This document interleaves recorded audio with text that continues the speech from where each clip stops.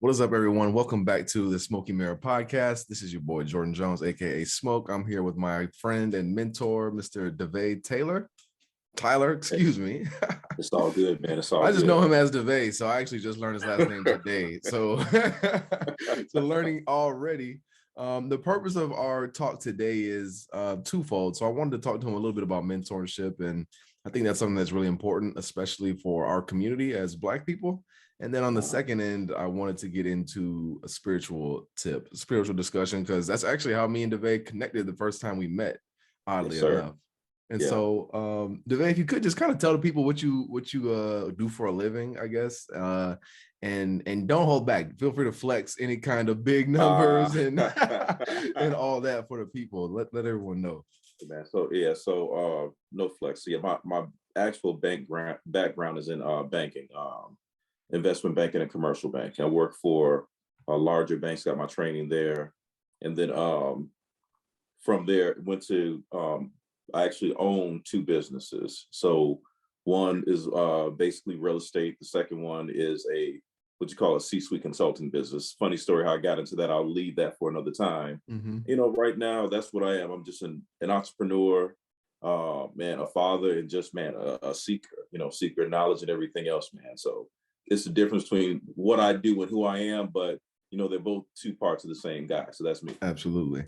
Right. Awesome. Yeah. And my mom is a great judge of character. And so when she met you, she said, you know what, this is a man who definitely should be connected with my son. So shout out to her for making the connection. Man, shout out to your mom. She's been a great friend for many years. And it's funny that we talked about you for years until we actually got a chance to connect. So I literally watched you grow up, not in a weird voyeuristic type of way, but I heard everything from your mom, you all the way through up to this point, man. And again, shout out to your mom. She did a great job with you, bro. And I appreciate being connected with you. Yeah, it's the stars have been aligning. Everything's been yes, sir.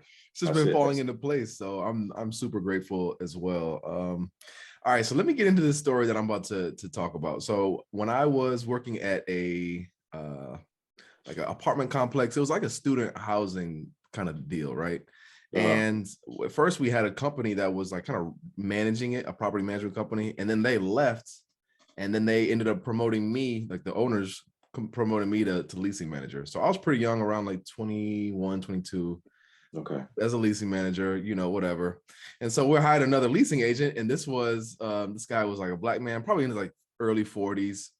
Okay. And so a little bit of background, like the place was kind of crazy. Like there was a lot of mishaps that were going on with maintenance. There was a lot of overselling. There was a lot of, I would say, over promising, under delivering. And so it was kind of hectic where we were working at. And so the first question that I asked him, his name was Markel. First question I asked him is, are you sure you want to work here? He's in my office interviewing for the job. And that's the very first thing I said, because I'm like, look, man, I know how it is here. You seem like a real professional dude. Like, I don't know, is it really what you want? But he broke it down in his situation. I was like, okay, cool, let's work together. So we clicked ever since that moment.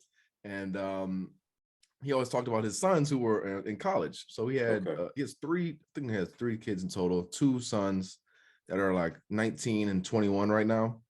Right. And he was kind of telling me, like, they kind of they stopped going to school because they kind of weren't feeling the college route. They wanted to like take a break, kind of get their mind right.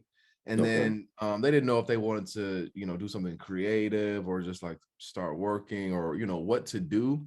And so I wanted to kind of like meet them and, chop it up with them, let them know like what my experience was, and like maybe see how I could help them, and then even show them kind of the creative stuff I'm doing with the podcast, the clothes, and things like that.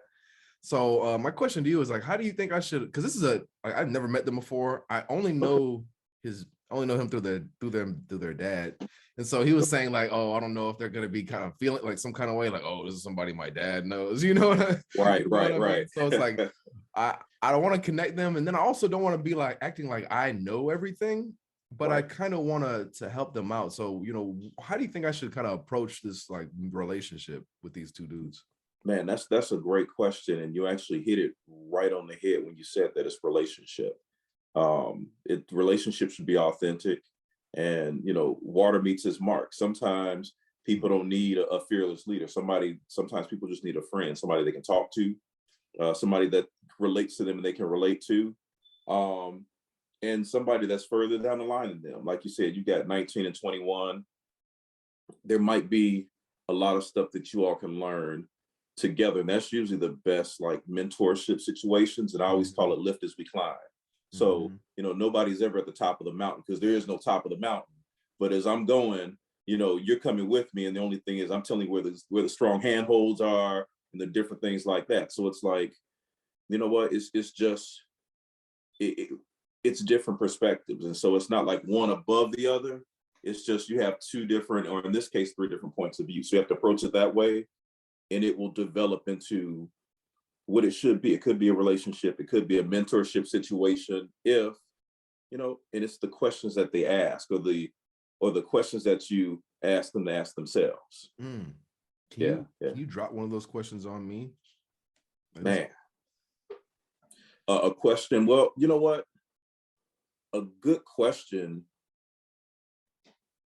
I don't want to get us too deep because I know we're handling. Well, hey, that's it. Just let it fly. Let it fly. Hey, I'm gonna let it go here, but I know we can get deeper into it in the spiritual section. But the deepest question and the most profound question I ever heard was, people who subscribe to the Christian religion was actually in the Bible, and it was after Adam and Eve. The fall, however you want to call it, the fall of man, fall of humans, whatever you say. But after it happened, God, this is the all-knowing, all-seeing, all-everything God looked at Adam, he said, Adam, where are you? And that's just the deepest question ever, because this is God who sees everything, God who knows everything, knows your end before your beginning. And he looked at him and said, where are you? And that question asked, why would he ask him that question? He's obviously right there, but it called Adam to get introspective. And so any question that you can ask somebody that has them look at themselves and themselves in relation to their, their family environment, the world, the universe in general, anything that has a person go in, our answers aren't actually outside. The answers are inside. So that's the deepest question, is just to ask somebody, man, where are you? And it comes out of what's on your mind, where you see yourself going, where you think you're at, what keeps you up at night, something that asks somebody, that begs somebody to go inside and bring something out. I would argue that a lot of people have, like, they already know the answers to some of the questions that they have, but they don't listen to themselves enough to know the answer. I definitely have felt that way in my own personal life, where it's like, I'm asking, where should I go? But if I just sit there and really think, the answer is there. Sometimes I'm just choosing not to hear it or to accept it. And so I think, the asking the right questions, I think, is definitely paramount. And just building a relationship to see, kind of, what are these guys like? What are they into? Right. What interests you? That's something that I really want people to think about, is kind of deeper questions that I don't think we always ask ourselves. Right. Yeah, I hear you. Especially when it comes to, again, the Black community. Like, we're so surface level, I think, and we take the, certain things like the Bible as like the copy and paste end all be all, but we don't sit and think about, our own kind of what's true to ourselves, and then how that fits into the real world. So I guess a follow-up question that I would have would be, say I'm thinking really introspectively, how do I translate my introspection into real world action, or where should I begin with that? Man, I think the beginning is, like you said, you see things and you hear your own voice. When you hear your voice and you know that you're actually listening to yourself, it doesn't get that deep and esoteric on that one. Then it's just deciding to take a action towards the direction where your voice is guiding you to go. And that most times leads you to turning what you are thinking and hearing into something that you manifest in this world. So it's not even that deep. It's like hearing what you're saying, listening, believing, and acting on what you hear, what's going on. Yeah. The action piece is huge, because so many people get stuck in the choices. We have so many choices to make, and it can seem like, oh, this is what I want to do. It's really lucrative, or this is what I want to do. It's like the perceived like good thing to do. It's the status giver, but most oftentimes that isn't what you truly want. And maybe it works in the short term, but you always get that kind of nagging feeling like, oh man, maybe this isn't what I what I should be doing. How do you learn to trust yourself when it's something like that you know in your heart you want to do, but maybe on physical paper or even just your current reality, you're like, I don't see a way to possibly do it? Man, you know what? I'm going to tell you, that's an amazing question. And the answer is just like you trust anybody else. Hmm. It's a track record. You have to start out with the leap of faith is trusting yourself that one time. And you continue to build trust on the voice that you're hearing inside yourself. And here's the other thing too, you have to understand it's never a lose, it's a win-win situation.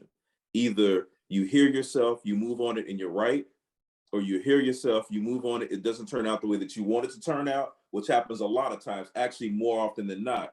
But those are the spaces that's not failure, that's growth.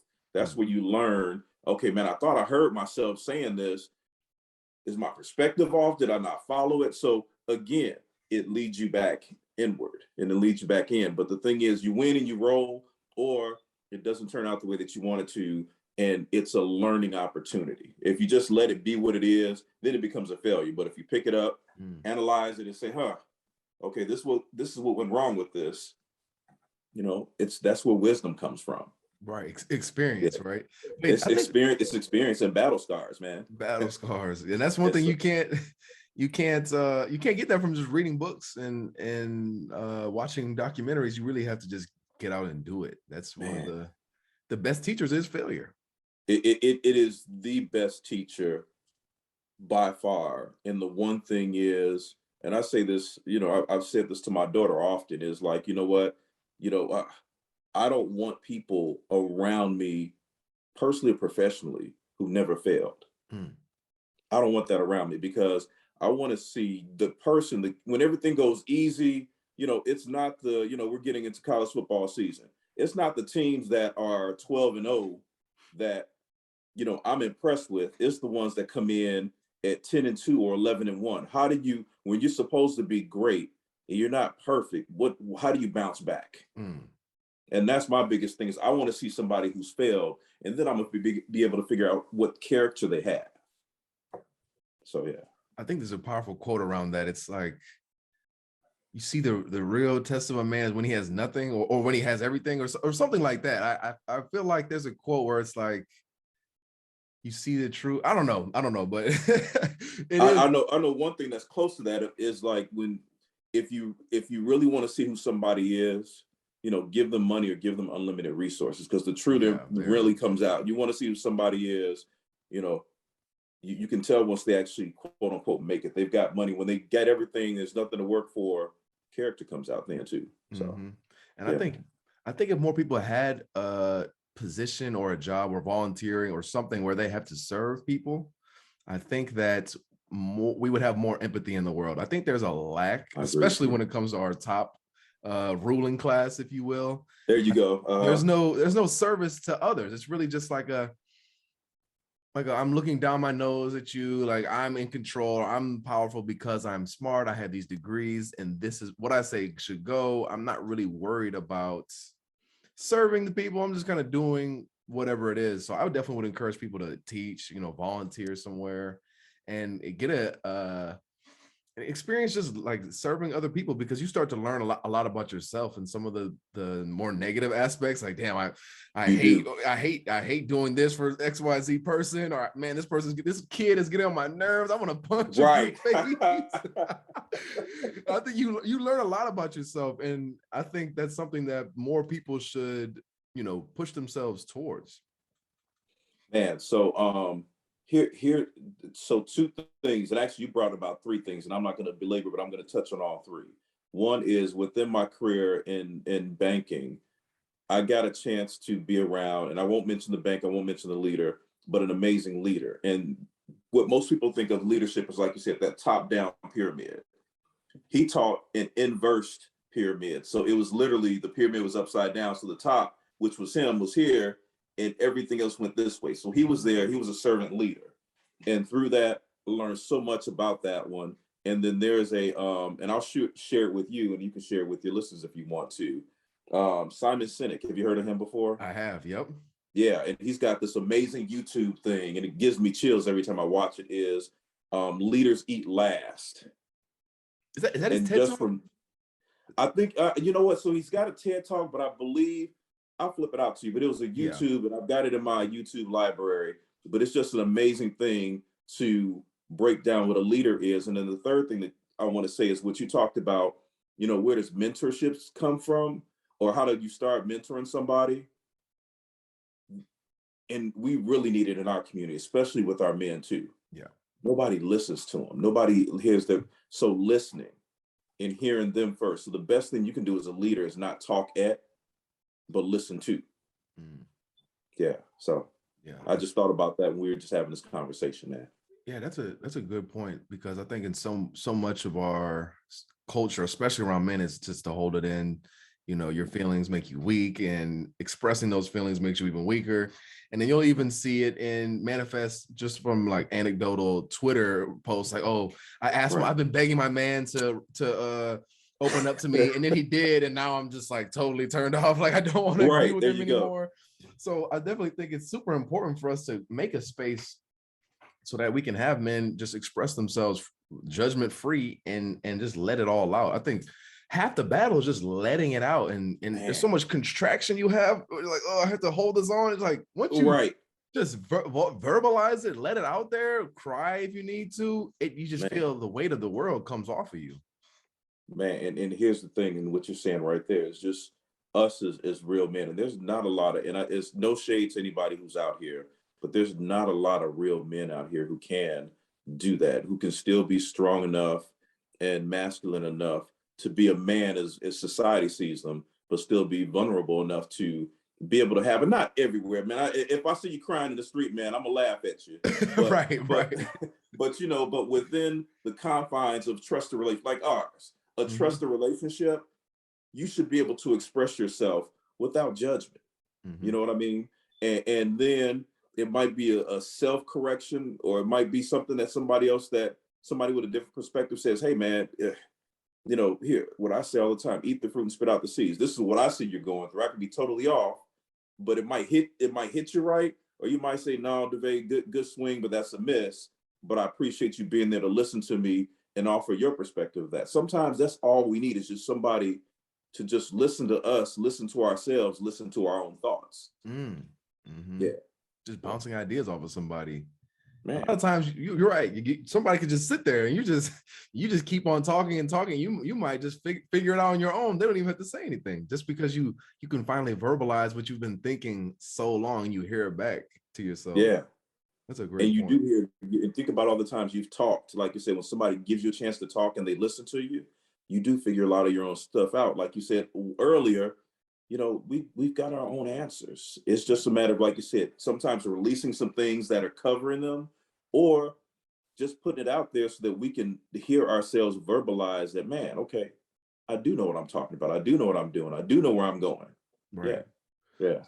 How did my mom like reach out to you and say, oh, like contact Jordan? Or were you like, hey, like if you need somebody to talk to Jordan, man, so this goes back to when you graduated. So she was like, hey, we were talking about something related to business here in Chicago. And then she was like, man, Deavay, that's your mom, because she has these epiphanies in the middle of some stuff we're talking about. Like, man, Deavay, you really need to talk to my son. He's graduating. He's trying to figure out what he's going to do. I think it'd be a good idea. So that was the first time I reached out to you. We didn't connect at that moment, but again, it wasn't time. And then one of my guys, which you got a chance to meet my guys when I came down your way, Keith and Derek was moving down there. And I'm like, okay, Keith's there, Derek's there, Rick is coming down. I need to figure out what's going on with Nicole's son. So then I reached out to your mom, and I was like, hey, so what's going on with your son? Because I remember she did say that you had moved down in that area. I was like, I need to connect him with some good guys that's down there. And that's kind of how it happened. That's awesome. And I just want to encourage anybody listening, if you're, maybe you're a single mom, or maybe you know people in your life that you think would be great influences on your kids, just, reach out and just say so. I don't want people to hold back, because, you never know what kind of great connections can be made and what kind of impact they can have on your friend, your brother, like anybody's life, just because you just raise your voice. So definitely want to encourage people to speak out.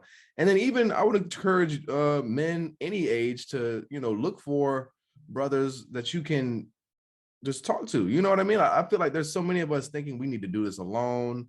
I have a high school kid that for like, I don't know his entire situation, but he didn't have anywhere to stay while he was still in high school. And so one of his ex-teachers is a friend of mine. And so she put him in touch with me. You know, he was sleeping on our couch for a while. And now he lives with me. Like I drop him off at work and stuff like that. And I've been helping him out, but it's like,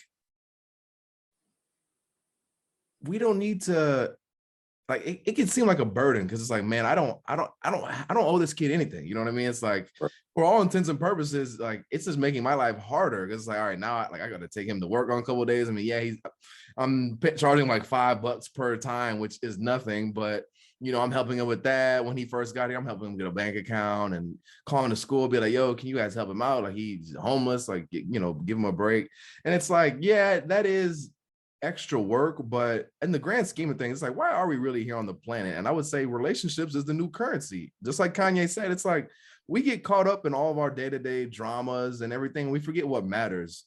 So again, I would encourage people, again, like, even if it seems like a burden and it's like, man, I don't have it all going on. It's like, certainly do. Like, I certainly can't have I couldn't take care of no kids right now. And I definitely can't take care of no grown men, but you can definitely help, you know what I mean? And I think, I just want to encourage people to what is the word? Like, give back, pay it forward. Yeah, pay it forward, because I think that's what we need in our community. Man, and I'm gonna tell you something too. Like, think of it almost like this way: like volunteering and helping out, and like you said, just building relationships that don't necessarily benefit you, that you see. He's not going to help you get into the next position or be able to sell some of the, the clothing line or different things like that. But what it is, it's just like mental, emotional, and spiritual weightlifting. Because what you do is you push yourself a little bit further past your point to the place you don't get anything out of working out unless you push yourself to an uncomfortable space. But it's in that uncomfortable space that you actually break yourself down a little bit and then set yourself up for recovery and then growth, and actually end up stronger that way. So it actually is, you're exercising a muscle that is going to benefit you later on, even though it's not about the benefit, it does. Right. And I can definitely co-sign with that, because I mean, with the patience that I've had to develop and just how much I learned about myself, it's like, why am I getting irritated by this? And it's like, I'm just recognizing, like, okay, sometimes I have a tendency to get a little cranky, if somebody, asks me for something last minute. So instead, let me just ask, like, hey, bro, send me your schedule so I know, what to expect. I think it's just kind of like, that's where I've been finding a lot of value for myself, is just like, more social emotional intelligence, realizing like, okay, sometimes when I'm quote unquote taking care of somebody, I can get kind of like, this is what he's, you know what I'm saying? Like me, and it's like, all right, let me just take a step back, take a deep breath, you know what I mean? Recognize that and correct. So I'm definitely grateful for the opportunity, because, you don't always get to learn. I would say this is learning like for free, because, okay, if this random kid ends up hating me, then it's like, well, at least that's not my, my daughter or my son, So it's kind of like, I'm almost learning how to be in that almost, I mean, that's weird, I have younger sisters, but I never really was super, like, I'm not super close to them in age, except the ones that were in college, and I didn't live with them. So this is kind of like I'm big brothering for a man too, and somebody who doesn't have all the privileges and parents that I've had. It's been an interesting relationship, but I'm super grateful for him. He's a cool dude, and I really enjoy. Man, and he gets to see manhood up close and personal through you. So you don't know what he's gleaning from this whole situation. Right. And what kind of strong man you're going to help make him to be. Yeah. So I commend you for doing that, bro. That's good stuff. Yeah, it makes me feel good. And when I hear about how his family treats him, it's just bogus, because he's not a bad kid. You know what I mean? It wasn't like he was on the corner selling drugs and, doing crazy shit to get kicked out of his house. Like, he really is a good kid. It sounds bad, but I would say he's sweet. Like, he's a really nice, genuine person, but he just hasn't been given all the opportunities. And so, I'm glad that I can help him out with that. So that's good stuff. Yes, sir. I'm feeling good. And again, it just goes back, black man, let's help each other out. It doesn't have to be crabs in a barrel or a bucket. This is one question I did want to ask you, Deavay, as you're a little bit older. From my perception, it seems like the Black quote unquote leaders, and then maybe even you could say like the men in our community, it just seems like there's not as much real leadership, I would say, especially not from like political standpoint, but I'm being even with our perceived leaders. I feel like there's a lot of posturing, like, oh, I'm really successful and this is what makes me a leader, but I don't see that reflected in our community. Am I wrong on that, or am I on base, and then why do you think that is? Man, you're on base, because to what you said, going back to the mentorship thing, a lot of people think to be a mentor, you do have to posture. You have to show like you do everything right and your family life is great and your money is all the way tight and you never get mad and you'll slap the taste out of any man's mouth that walks up to you. It's like, man, you know what? But it's being authentic. It's like, man, you know what? I might be at this place, but I remember when I wasn't. Or yeah, I might be able to slap the taste out of any dude's mouth now, but there was times when I was scared. I mean, it's the authentic experience of being a man, which you kind of talked about earlier.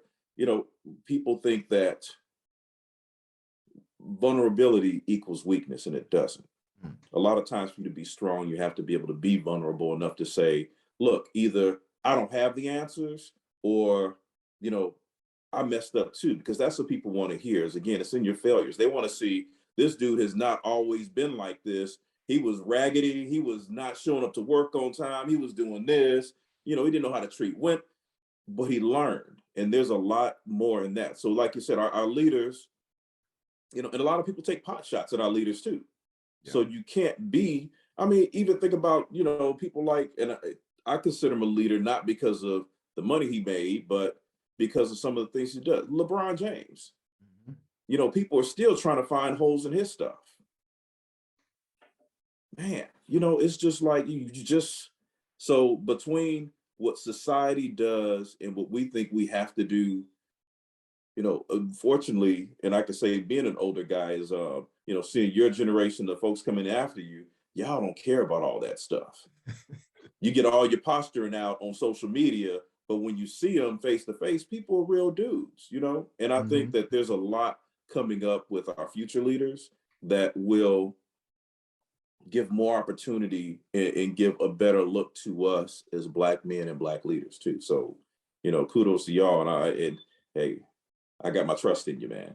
Yeah, thank you. I appreciate that. Where do you think we need to start? Because for me, I feel like we need more coalitions and organizations where we're coming together, meeting and discussing like, all right, what is the, you know, what are the biggest issues in our community and how can we tackle them and take real steps towards, you know, getting, for example, do we need more business opportunities? Do we need more employment opportunities? Do we need to revamp our schools? How do you think people can really get active in that kind of way? Or what are real tangible steps that people can do versus just, you know, one person kind of helping out another person? Like, how can we come together and do something together? Well, bro, everything you talked about, we do need more. We definitely need to revamp our school systems and the way that we're taught, but everybody's taught, but especially the way that we're taught. We do need more employment opportunities. We do need more business opportunities. But you know what? The big box way of doing it. Let's create, and no shade on any of these organizations, but let's create another. We need another NAACP. No, we don't. Or Urban League. No, we don't. We don't need any stuff like that. It does actually happen one-on-one. And so it seems like it's going to be an arduous task, that it's going to be a lot to do. But no, you know, it's the one-on-one. And then from there, maybe you have 2 or 3 or 4 experiences like that, you know, over a span of time. And you challenge the people that you're doing. It's like, take what I've given you, make it better, and teach it to somebody else. So it does.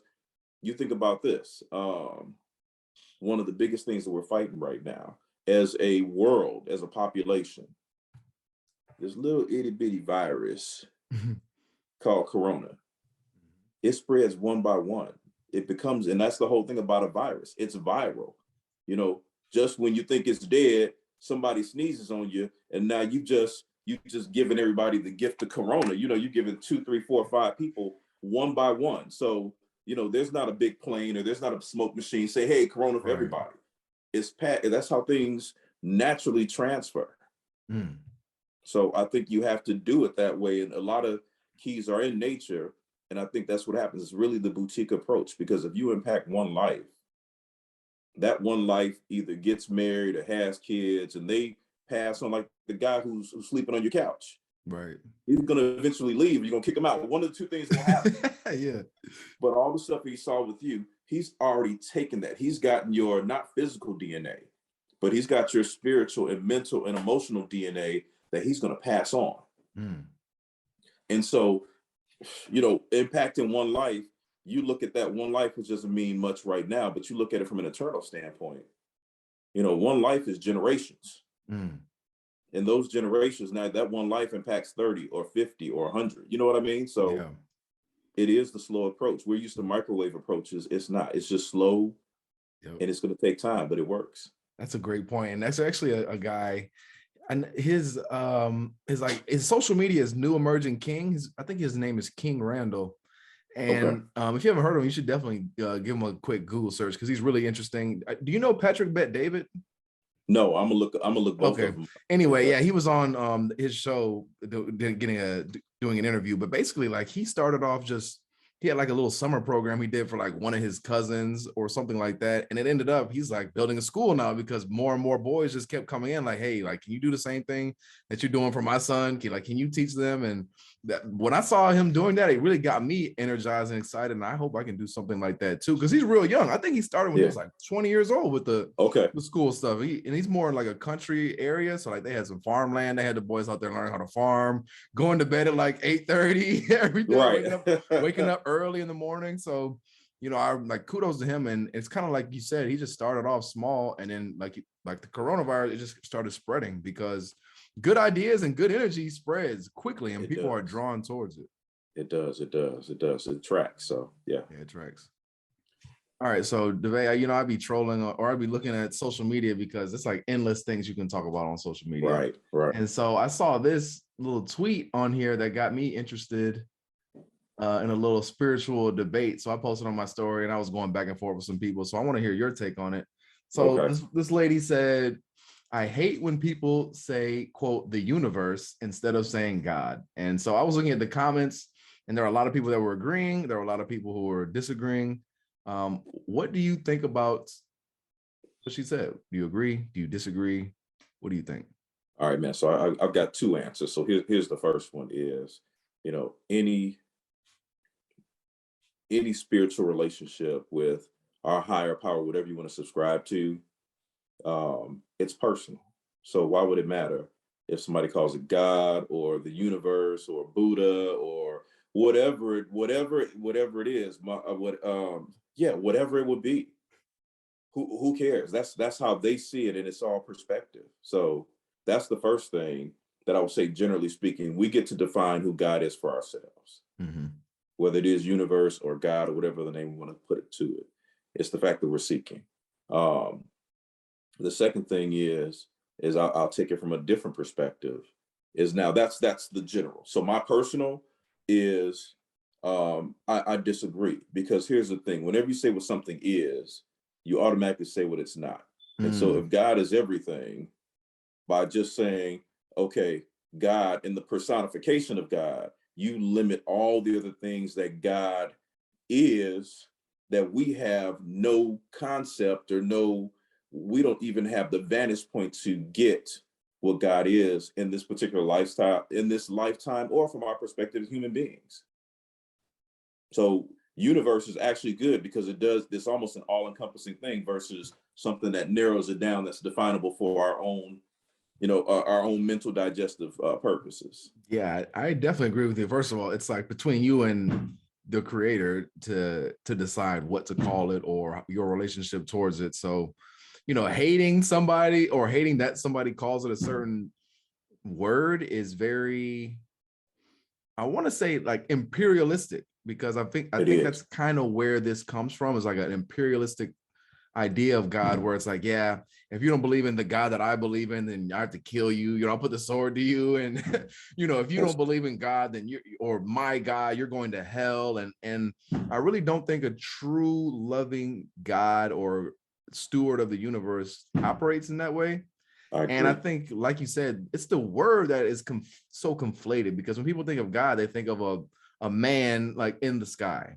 And I think that that definition or idea of God is very limiting to all of humanity, because it, like you said, once you define what it is, you know what it isn't. And how can we really sit here and say, I know exactly what God is and you don't? And I actually know, and I know way better than you because of a book that I read. And so therefore, like, I should be impeding, you should be thinking about God in the way that I think about it. I think that's really crazy. And I think that's something that comes from our Christian Bible and our Western ideas of just taking shit over, and we're always right. America does it best. Like, that's it. How do we get people to? Because this is my next thing. How do we get people to be more open with religion and society? Like, how do we break away from this feeling that we have to control everybody else's view? Almost like it's a limited amount. Like, oh, if you pick the wrong one, then you're going to hell. Going to hell, right? Yeah. How do we get this abundant mentality where we're more, I guess, appreciative or accepting of other people's views and don't see it as a threat to our own? Man, and ask me that question again. For some reason, somebody keeps on ringing this doorbell. Can you give me like 1 second? Oh yeah, no problem. Of course, it happens right now. We're in the middle of this. Yeah, no problem. All right. And now a message from our sponsors. Welcome to www.scut.shop. Here at scut.shop, we've been working really hard to get you high quality clothing for an affordable price. We want you to be stylish. We want you to rock that Scut shit. And so I appreciate everybody for rocking with me on the Scut journey. We have some new shit coming very soon. I'm getting the manufacturer shit done. You know what I'm saying? We're about to have some new tees. We're about to have some hats, trying to get some sweatshirts. Thank you for rocking with the Scut gang. And remember, the whole point of Scut is to help you be better. And so whatever way that means, we're going to get it done. Okay. Again, that's www.scut.shop. Shop now. Get at me on Instagram at scut.smoke. Check us out on YouTube, Scut TV. And check me out on YouTube, Smoky Mirror. The Smoky Mirror podcast is on Apple Music. It's on Spotify. It's also on YouTube.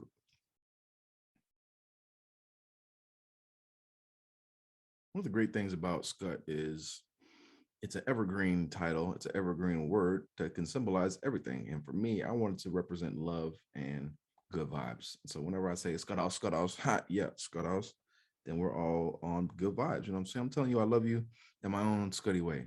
And so what I would love for you all is to, you know, get some Scut shit in your own way. You know, what way do you want Scut to serve you? That's what I would love to hear.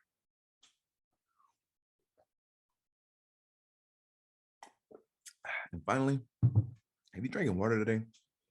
Have you given thanks for anything today?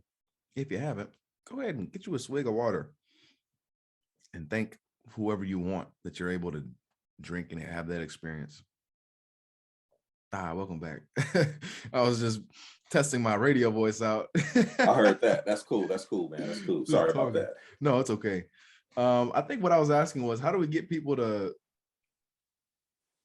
be more open? Yeah, I don't want to say reconsider their views, but it kind of is, because it's like, I want people to not be so judgmental when it comes to God, because I feel like people are really emotional when it comes to God, rightfully so. But I guess we need to admit some humility, like we don't know it all. I think that's where it comes from.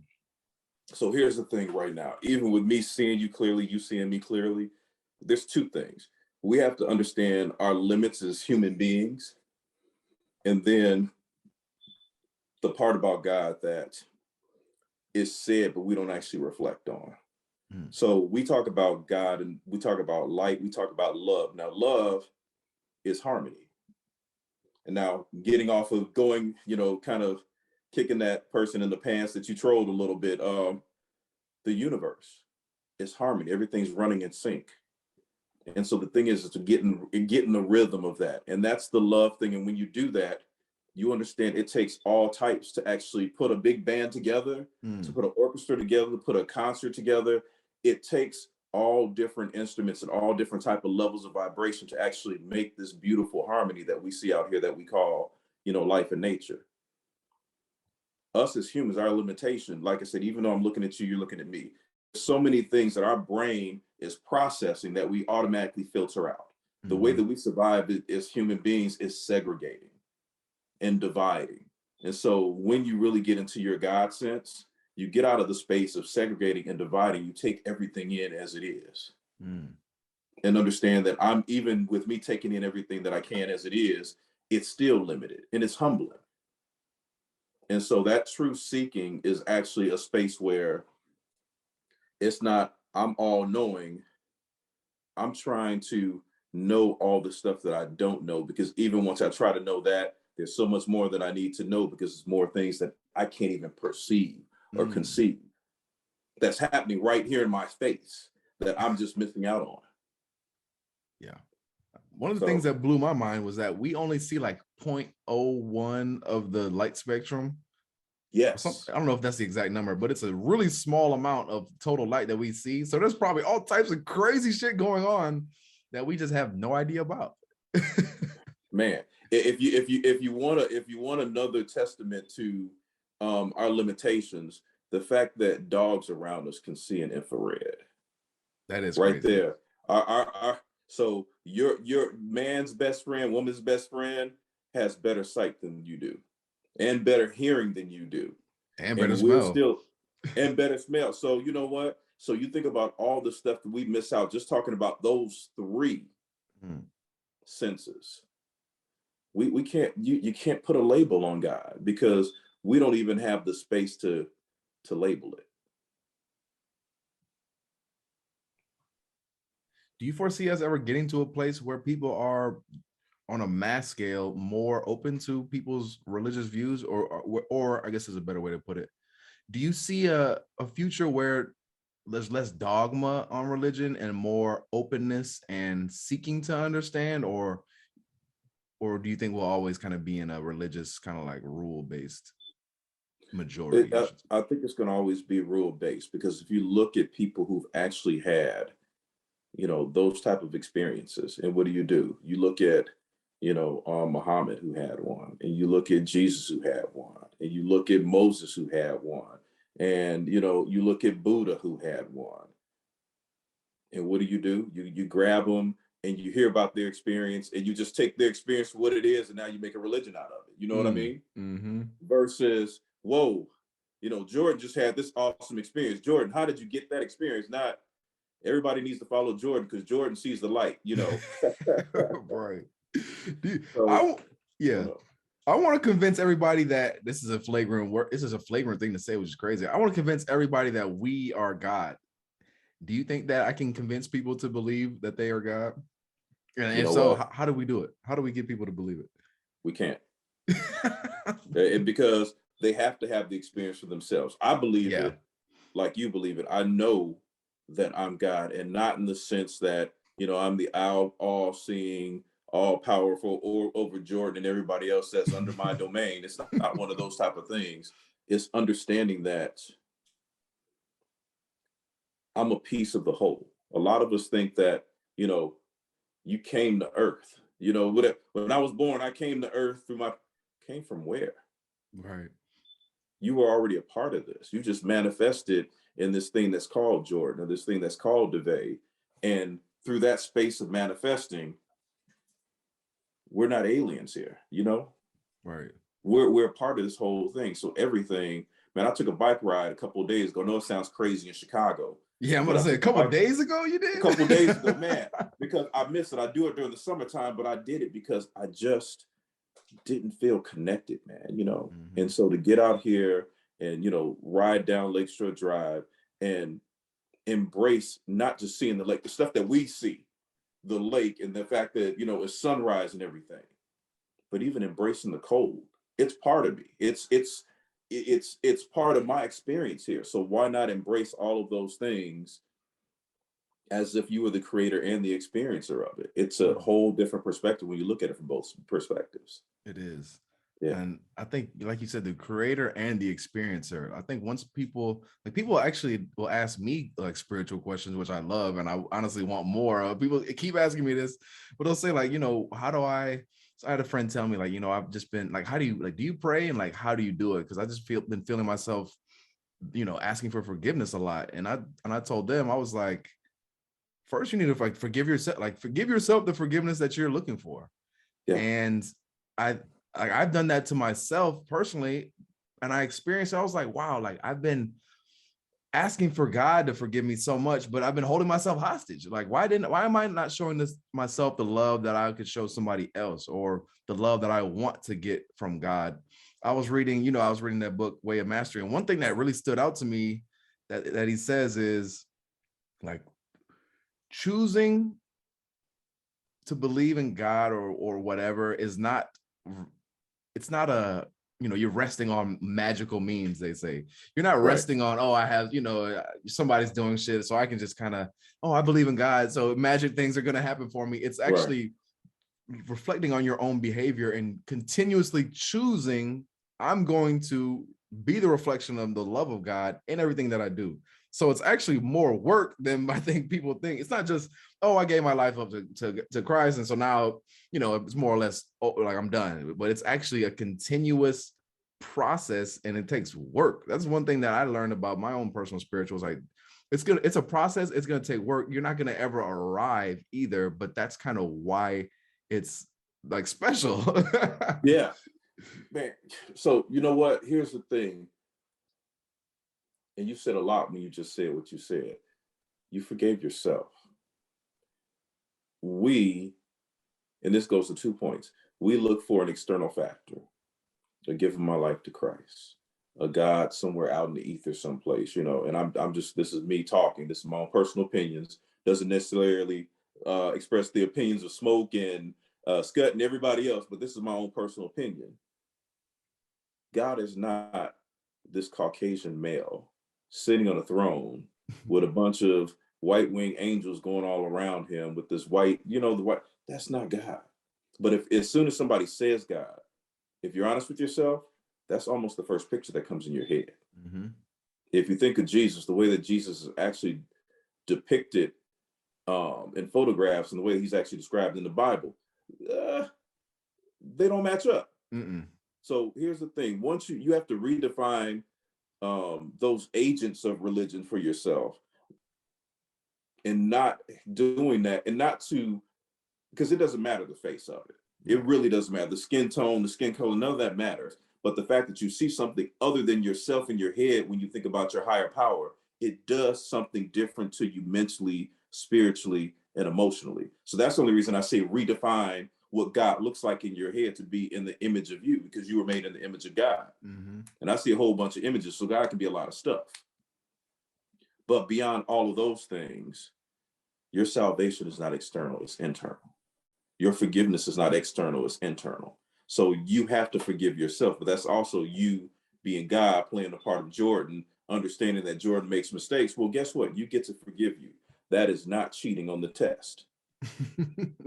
That's actually passing the test. Right.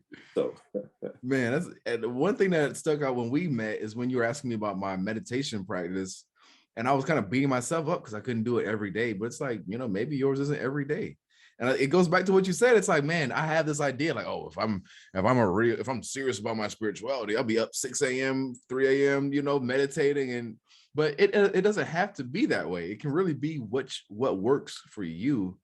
And I think that's something that holds people back, is they're like, oh, I can't come up with my own spirituality because I'm not a monk. I haven't been reading these scrolls and I haven't meditated for a year, or I don't know everything in the Bible. How could I come up with my own idea of God or whatever? What do you think? What do you have to say about that? Hey man, again, us being the creators and the experiencers, like you said, you don't have to be somebody who meditates every day. And if you get a Deavay who comes and says, hey, Jordan, you really should be meditating every day. Again, I'm imposing what I think God should be to you on you. Mm. You, the beautiful thing about being the creator is you get to create. Right. If it's twice a week and it's enough for you, guess what? It's enough for you. If it's 3 times a day and it's enough for you, it's enough for you. And what you look out for are the bad actors, which is somebody who's going to come in here and look at your practice and what you said before, judge. All I want to do is hear from you, tell you what mine is, and we cross-pollinate. That's where it stops. That's where spirituality, that's where spiritual interaction stops. Is I hear the way you're doing it, and I appreciate it for what it's working for you or the path it's leading you on. I give you mine, and I look back and I say, I think I want to incorporate what Jordan's doing in mine.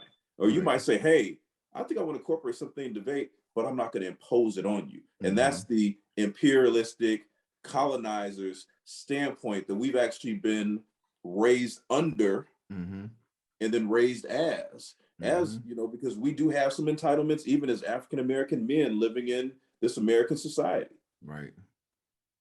I definitely agree with that. And I think that's one thing that's kind of how I got out of or sought answers and perspective outside of organized religion is when it was like, oh, if you're gay, you're going to hell. And you know, sex is apparently it's supposed to be waiting for marriage. And I'm just like, well, it doesn't make sense because like marriage isn't natural. That's a man-made thing. I couldn't believe that God would make somebody gay and then punish them for it. Like those are just two simple examples. But then when I think about even having money and just the way that the guilt that you feel or that the guilt that people feel from religion just made me feel like it wasn't all there.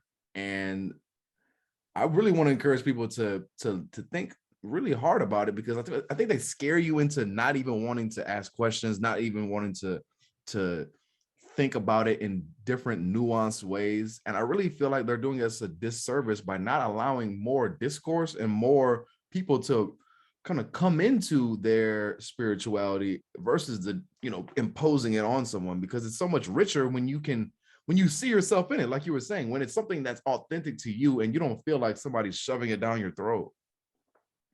Man, but guess what? Unfortunately, you're not going to get that in organized religion, because you don't, or organized religion is not looking for that authentic experience you just talked about. It's looking for control and predictable. And questioning is not part of control and predictable.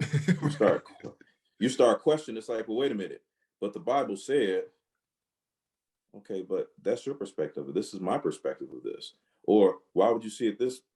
You don't get to. So here's the thing I'll say. And again, me growing up as a Christian guy, and I'm going to alienate a lot of my Christian friends and family when I say this, if I haven't already done it before with us talking, but I usually don't talk about my own personal beliefs, but I think it's important here, is the one problem I have with organized religion is this.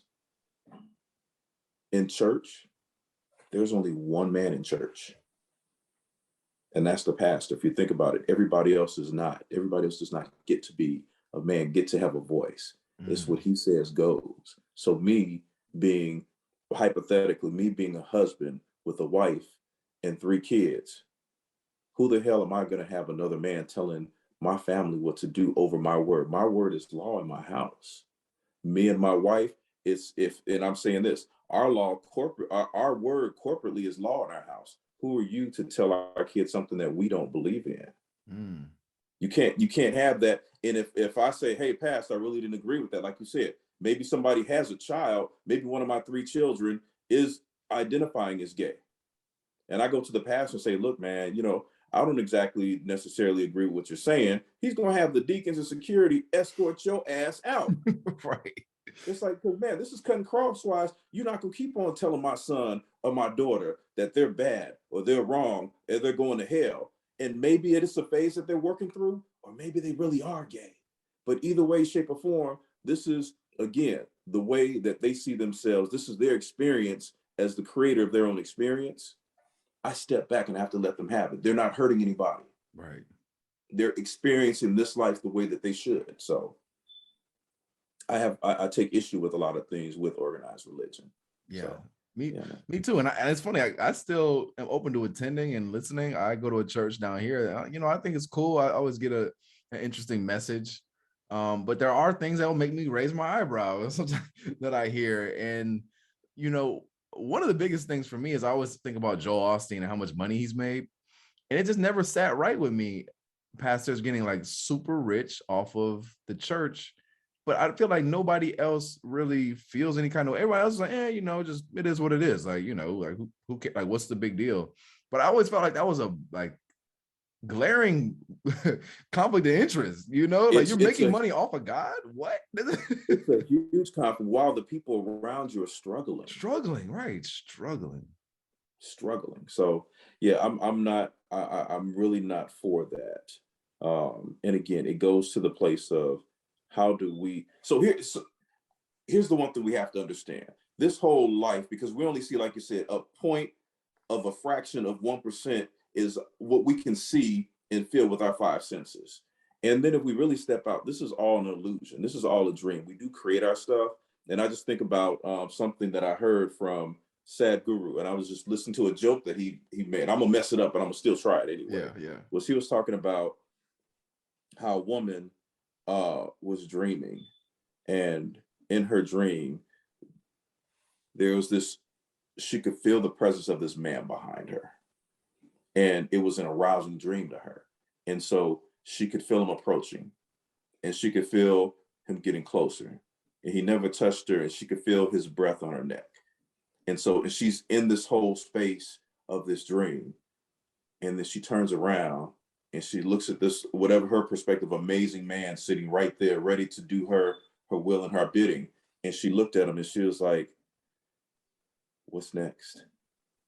And he was like, "Hey lady, it's your dream." So if you really think about it, that's really our lives in a lot of ways. Is we have to understand that in this space, that this is all an illusion. If it were an illusion, it would never end. But it's all an illusion. So while we're in this dream state of this illusion we call life, let's make the most out of it for our experience, and then also other people's experience too as well, because people are lost in this space. And it goes back to mentorship and some other things, some religious, and so if a person is homosexual, or if a person is something that's outside of the normal, what we call normal spectrum, now I don't have access to a God. Right. I don't have access to a higher power because they're not listening to me, because I'm different than, these people in this nice set in the bell curve. I'm an outlier, so I don't get God. That's not the way that I remember an all-encompassing, all ever present, ever everything creator. That's not the way that they work. But we'll say, if you can't see it, you can't hear it, you can't feel it, taste it, touch it the way that I do, then your experience is not as real as mine. That doesn't make sense to me, man. Yeah, it doesn't make sense to me either. What are you consuming right now on a spiritual tip? You listen to Alan Watts. I know we talked about Buddhism last time. What are you into right now? Man, so right now I'm chewing on this thing. It's actually very Hinduistic. And what it's talking about is I'm trying to break this down, but we're actually living like the universe, the Big Bang. And we know this as the beginning of everything. Well, from this perspective, is really messing me up right now, mentally and spiritually. But there's a theory out here, and actually there's a lot of proof that's coming behind it as I'm doing the research, that this Big Bang that we're experiencing right now is actually the 84th Big Bang. 84? Well, how did they get to that number? I need to know. Because, from a Hinduistic standpoint, generally speaking, because we basically have, I know we have, like, depending on people, say 7 or 8 chakras, but we actually have 100. We have right now 84 physical, call them like chakra points or energy points within our body that we have access to. And what they talk about is, and after every Big Bang, you have access to one more of those. And I'm going to call it chakra, but one of these energy points, energy centers almost. And then what they say is that's how they know it's 84. And they say after 112 of those, that would be the last one, because now this thing self-manifests. Interesting. So it's very interesting. So I'm chewing on it right now. Not saying if I believe it or not, but it's amazingly intriguing. Yeah, and that's one thing, like, just straight fascinating text. There's a quote, I think it's by Plato, where he's like, it's the mark of an educated mind to, what was it? Entertain a thought, but not believe it. And that's kind of how I enter these spiritual texts, and I'll read the Quran, I'll read about the Jewish stuff, I'll read whatever it is, just because I want to see everyone's perspective. The more perspective you gain, the more information you have to make your own informed decision. And so I remember, was it the Hinduism where you talked about the movie analogy? Can you do the movie thing again? Yeah, Because man. I love the movie thing. I think about that one often too. I love that one. So that's a very interesting one. So yeah, so it's basically the thought process behind it is this: put yourself in God's space, and you are the all being around, all everything God. And so now you've been around forever. What do you do to entertain yourself? So maybe you take a break from God, and you go to sleep, and you have a dream, and you have a dream that everything you ever imagined that dream happens, and you live a great life of all things going right. And then you wake up and you say, okay, that's cool. But after doing that over and over again ad nauseum, you get tired of that. So you say, oh, let's spice this up some. I'm going to take this, I'm going to have that same dream, but it's not going to all go my way. I'm going to have some adversity, some small stuff that I know I can overcome, but just something, give me some excitement. And then after those, you kind of start to get bored with that too. So then what's the next one? The next one is, okay, now I'm going to put some wrinkles in here so that I don't know if I'm going to get through it or not, but maybe I do, maybe I don't, we'll see. And you win some, you lose some, but whether you win or lose, you know that you're going to wake back up from this dream and be God again. And so after iterations of those, now what you do is, what's the ultimate place of excitement? Is now you think of all this stuff, you set that same scenario up, but then when you go into the dream, you forget that you're God. And so all of your accomplishments seem real. Anything that can cause death or harm everything seems real. Death is definitely real. And you think there's nothing at the end of it because you forget that you're God. That's exciting. Yeah, yeah, that's, I mean, it makes life seem so more interesting. You're like, damn, like I'm living my own movie. And you live your own movie. And here's the thing, you have all the power that's imbued upon you because you still are God. So you have all that power still right there, but you don't know that you have it. And you don't know how to tap into it. So you're like, all right, what do I need to do to to get what I think I want out of life? And so the exciting part about me from the movie standpoint is realizing that you're an actor in your own movie, and you try to make the most of it, and realizing that not only you're the actor, but you're the producer, you're the director, and everything else. But there's a big point in my movie. But in my movie, Jordan is a supporting character. My mother's a supporting character. My daughter's a supporting character, because it wouldn't be fun to have a movie without supporting characters. Right. But at the same time, in your movie, Jordan, Deavay's a supporting character, and your sister's a supporting character. So that's the funny thing about it. And it actually leads to this whole thought of, people say, is there a universe or a multiverse? There's got to be multi. Definitely. Because there's so many different perspectives just in here. There's so many different levels that are just here. There's got to be levels on top of levels, because if there's a such thing as eternity, that means by definition, everything is endless, including the dimensions and the eternities that we're living in and the universes we're living in. Mm-hmm. And I did say universes we're living in. That's probably for another time. Right, maybe. I actually started looking into quantum biology after you told me about it. Because, I was already kind of into quantum physics, but the biology is really fascinating. They were bringing up things like the way that birds always know where north is. And this guy, he basically changed the magnetic fields around this cage, so a bird thought that east was north. And so then, when he let it out, it was flying east, like it was going north. But they couldn't identify what part of the bird, what organ was tapping into that information in the spatial, in space, you know what I mean? So they were basically theorizing that there may be some sort of quantum mechanics going on where it's coming not from out the I don't know where. It's so weird when things are when it comes to quantum mechanics, it's things are here, but then they're also not here, but then they're doing both at the same time. Some crazy stuff. So here's the thing. At our at our localized selves, and this is now we're getting into some stuff. That's one big misconception about ourselves, is we think that we're our body. We're not our body. If you really think about where Jordan is right now, you sit back and say, hey, Jordan, put all your concentration on your big toe. And you did it. Where's Jordan? Jordan is now in his big toe. Yeah. That you didn't even think about was there. If I said, hey, Jordan, think about, now take it from the big toe and put all your concentration on your earlobe, your right earlobe. You're there. So you're not your body. And if I even said this, Jordan, now here we go. You ready for a ride? Yep. I want you to sit back and I want you to think about where you were for your 21st birthday, and tell me that story really quick. Not the long version, short. Where were you your 21st birthday? I was actually pledging my fraternity on my 21st birthday, so that sucks. Okay, so but give me a moment during your 21st birthday without revealing anything you did with your fraternity, not fraternity stuff. Okay. But give me a moment that you remember from your 21st birthday that was not fraternity related. I remember being happy that I could finally go buy a beer. I think I bought some alcohol that either the morning or that day. I was like, yeah, this is sweet. So I went to the liquor store. Do you remember what beer you brought, if you think about it?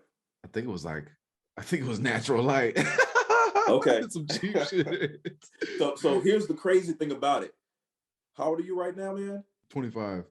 Okay. So right there, and if you relook at this video, your eyes went up and to the right. You went to a whole different space. You were there on your 21st birthday. And the more I asked you the questions, oh yeah, well, fraternity stuff. Oh yeah, I went to the local liquor store. You were there in your mind. What did you buy? You were there. You said, oh, I think it was Natural Light. You're not in your body, man. Because you can reverse time, past, and you came right back in the present. And I've said, hey, Jordan, you know what? What do you, and if I asked you any type of future question, if you had a trip planned, or, what you think your kids will look like, or what's it going to be like when you come, here's one, if I ask you this, what do you think it's going to be like when you come home on Friday? Man, you're already there. I'm going to see my mom. I'm going to see my dad. I'm going to see, so you can go past, present, future at will. You can go anywhere in your body, and actually you're not your body. You're this aura locally around your body. Yeah, you're a field around your body, right? You're a field around your body, but also you're universal, like you said. What you have here, when you talk about like quarks can be in two totally different sides of the universe at the same time, but they're tied. And what happens with one happens to the other one. There's a whole nother side of you, some places all the way on the other side of the universe, that's experiencing a Jordan experience that is like yours, either exactly or opposite. Right. And what I do affects them, right? Or vice versa. And vice versa. Man, that is crazy. That's one thing that I was learning from that Jesus channel. He was saying, like, stop saying my body, just say the body, because it's not even yours, really. You're gonna be giving it back. It's right. Like and your body's a communication device. So you're using your body to communicate like who you are, what you believe in, what you want to do, what you want from this world. And when I think about that, it makes me really intentional about, what am I doing here? That's one question I think people need to ask themselves, what am I doing here?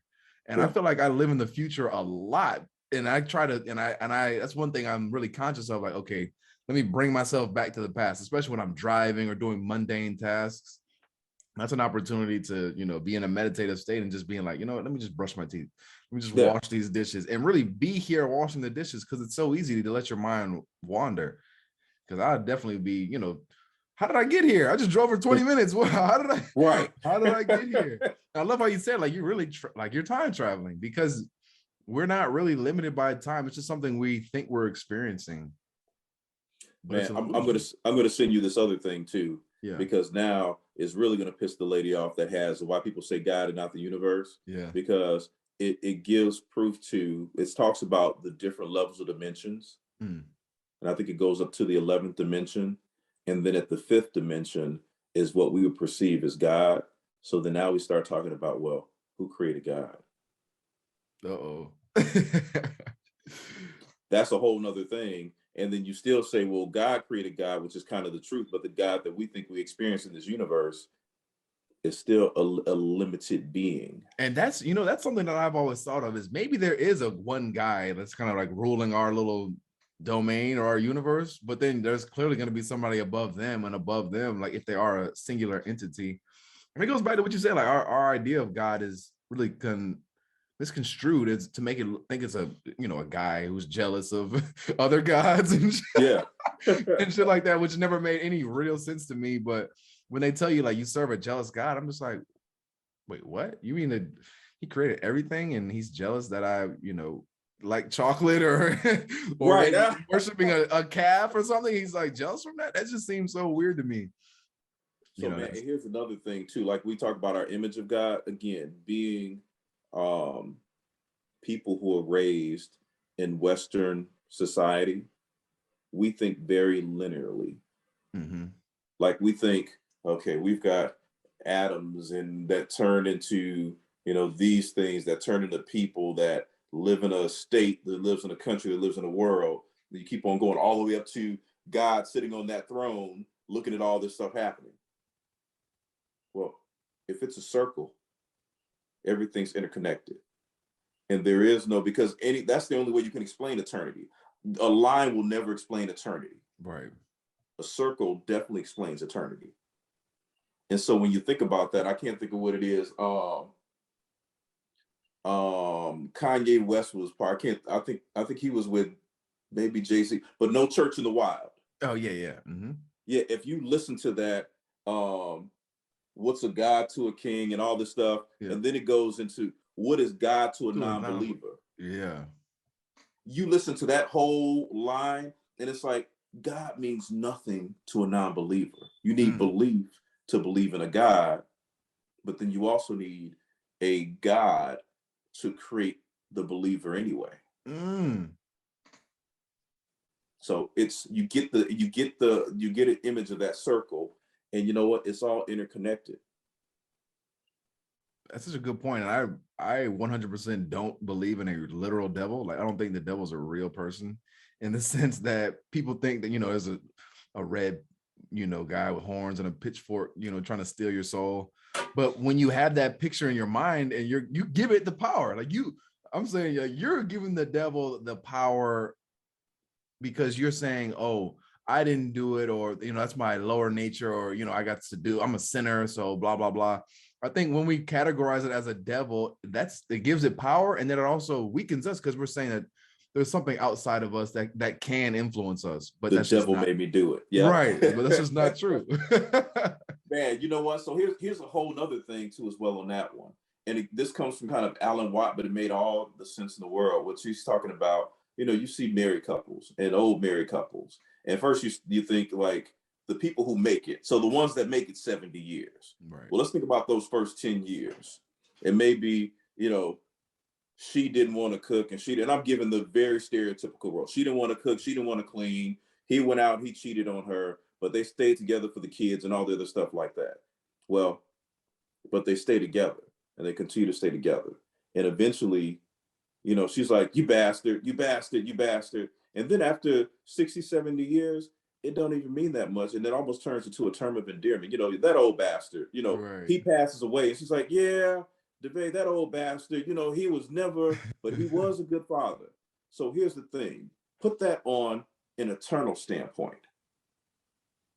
Good and evil is not this war that's happening. The battle between light and dark is not this battle that's happening. It's what we do right now. It's a conversation. It's a seek for balance. It's one is just a little bit more off than the other one. It tips the scale, so the other one has to come, and now it's a little bit more. It's never in balance. And so it ends up to be a conversation, a negotiation, and then some of the stuff that we do in our little lifetimes of 100 years or less, it's insignificant. Mm-hmm. And it's got to be a seek for that balance. So if we understand it from that eternal standpoint, guess what, man? You're going to screw up. I'm going to screw up. I've screwed up. But what does it really mean? Not much in the grand scheme of things.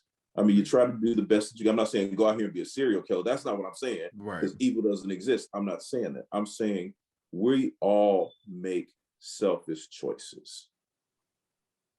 And our selfish choices do not take into account the impact that these choices have on other people. Mm. It's in our nature to be selfish like that.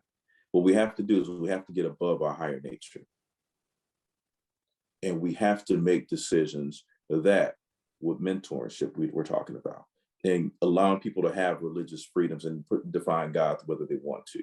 And knowing that I'm not homosexual, I'll never be homosexual, but allowing a space for people to be homosexual.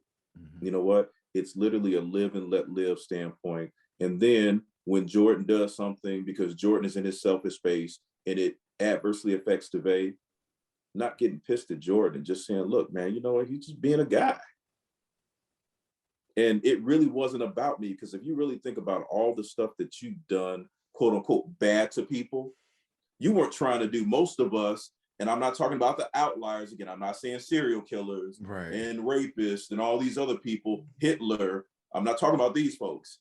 I'm talking about within the basic spectrum of the bell curve. If you think about the stuff that you've done that hurt other people, you really weren't trying to hurt somebody else. It was something to do that you either were protecting your self-interest, or you were just strictly about self. You weren't thinking about them. Right. You know, I think about, you know, here's personal. I think about one case, won't mention it, but a woman I absolutely positively loved in college. If you go back, she probably should have been my wife if I was not selfish and I had to go out and I had to go mess around with another woman. Mm. I did not do that to hurt her. I did that because of my own personal self-interest. But I'm mature enough to understand how much I hurt her, why I hurt her, why I should not have done that. But the ulterior motive was not to hurt her. And it's just a matter of debate, make a better decision. You know what I mean? Mm-hmm. Because you have other people's lives. You have other people who are invested in you. You have other people who are watching you. And those things make you make better decisions.